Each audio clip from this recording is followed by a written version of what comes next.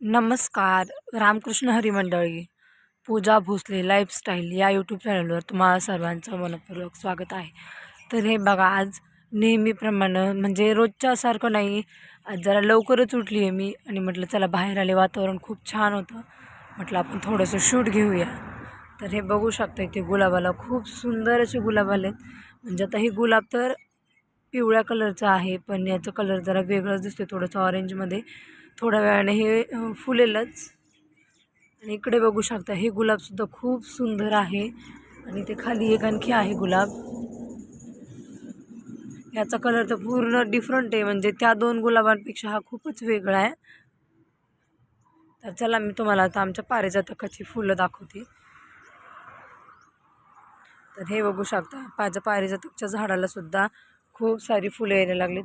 बहुतेक मला याच्यात कटिंग करावं लागेल झाडाची, कारण खूप वाकड्या तिकडं फांद्या यायला लागल्या.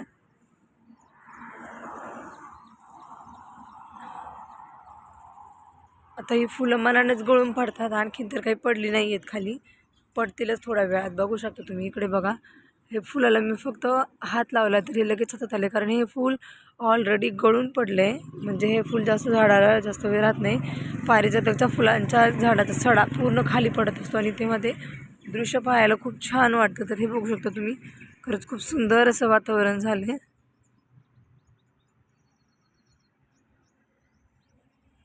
नंतर हे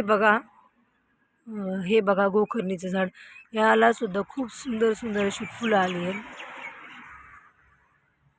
बघू शकता तुम्ही, पूर्ण गोकर्णीचं झाड फुलांनी गच्च भरले. खरंच खूप सुंदर आहे. आणि ह्या गोकर्णीपासून सरबत बनवतात, गोकर्णीच्या फुलांपासून चहा बनवतात. तर तुम्ही बघू शकता, खरंच खूप सुंदर अशी निळी फुलं आलेली आहेत. आणि हे बघा, हे आहे चांदीपटचं झाड. झाड तर तुम्ही बघू शकता, एवढंसं एकदम छोटंसं झाड आहे, तरी देखील याला खूप साऱ्या कळ्या आणि फुलं लागली आहेत. हे बघू शकता. आता काही फुलं उमलायची बाकी आहेत, ते तुम्हाला दिसतील. तर काही फुले अशी उमललेली आहेत. खरंच खूप सुंदर आले हे झाड. बघा ना, न उमललेली फुले कशी दिसतात आणि उमललेली फुले कशी दिसतात. मला आणखी भरपूर अशी झाडं लावायची आहेत घरासमोर, पण पहा ना किती गवत झालं आहे आणि फवारायला काही वेळ भेटत नाही. पण ह्या 2-3 दिवसामध्ये आम्ही औषध नक्की फवारणार आहोत त्या गवतावर, त्याच्यामुळे मला इथे झाडं लावायला जागा होईल. तर हे बघा, मी लावलेली झेंडूची झाडे, तीसुद्धा आता खूप छान येईलीत.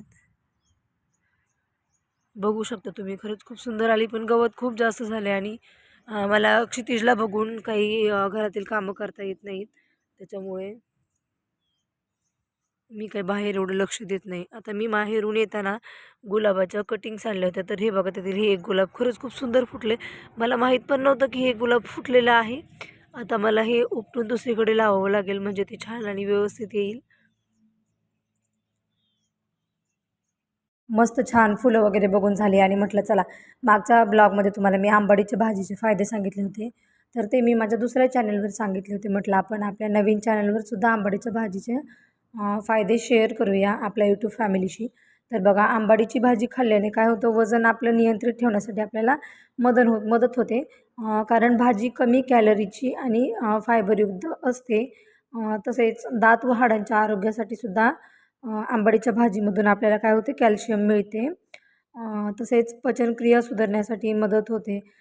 रक्तातील हिमोग्लोबिन आपल्याला आहारातून लोह मिळण्यास मदत होते. आणि आंबाडीची भाजी खाल्लेली खरंच खूप चांगली असते. म्हणजे आपल्या डोळ्यांच्या आरोग्यासाठी सुद्धा ती काय एकदम उपयुक्त आहे. तसेच त्यामध्ये काही जीवनसत्व आहेत आणि अँटीऑक्सिडंटसुद्धा मिळतात. तर आंबाडीची भाजी ही कशी बनवायची? आंबाडीची पानं जी आहेत ते खुडून घ्यायची, स्वच्छ अशी धुवून छान चिरून घ्यायची आणि त्याची भाजी बनवली जाते डाळ वगैरे घालून. तर म्हटलं चला, पूर्ण आषाढ महिना तर संपूनच गेला आहे, म्हटलं जाऊ दे, श्रावण सुरू झाला आहे, श्रावण का होईना आपण आज धपाटे बनवायला घेऊया. तर इकडे मी मस्त गव्हाचं पीठ, ज्वारीचं पीठ आणि हरभऱ्याच्या डाळीचं पीठ घेतले.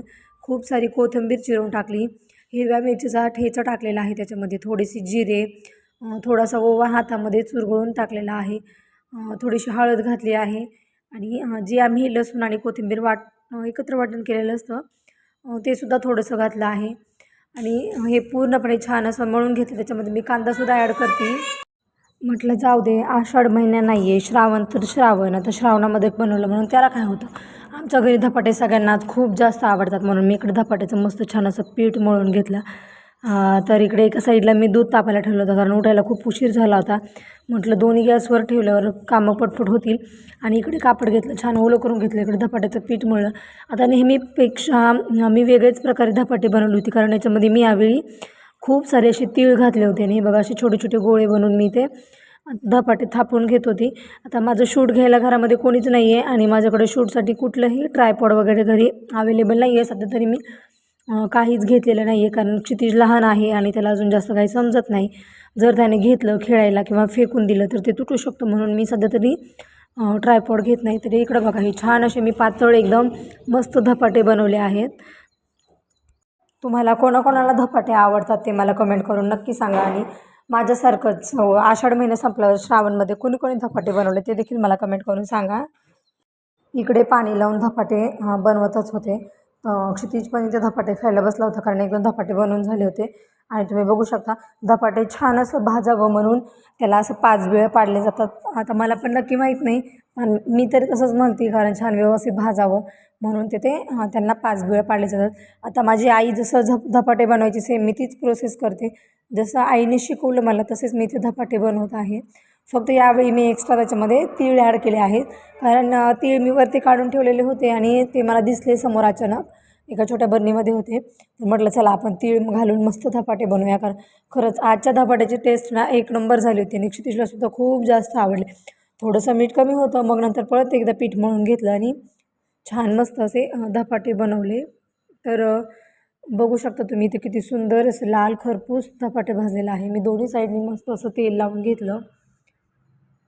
क्षितिजला तर खूप आवडतात. आता मला असंच एक दिवस तिखट पुऱ्या बनवायच्या आहेत. तिखट पुऱ्या आहोंना खूप जास्त आवडतात पण आम्हाला दोघांना पण ॲसिडिटीचा प्रॉब्लेम आहे त्याच्यामुळे आम्ही काही तिखट पुऱ्या बनवल्या नाही कारण एक तर आधीच डाळीचं पीठ असतं, नंतर ते ऑइली होणार, तळल्यावर तेलकट होणारच म्हणून आम्ही बनवत नाहीत. आणि माझ्यासारखं कोणी कोणी धपाटे बनवले ते मला कमेंट करून नक्की सांगा. या धपाटे खायला. चलो बाय. तुम्हाला माझा व्हिडिओ कसा वाटला ते कमेंट करून नक्की सांगा आणि माझ्या चॅनेलला सबस्क्राईब करा.